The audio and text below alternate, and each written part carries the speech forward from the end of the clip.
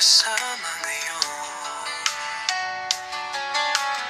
Parang kaibigan lang ang turing mo. Di mo na ako tinatawag ng mahal. Kaya't puso ko'y nagtataka't nangangalay. Kaibigan lang ba ako sa'yo?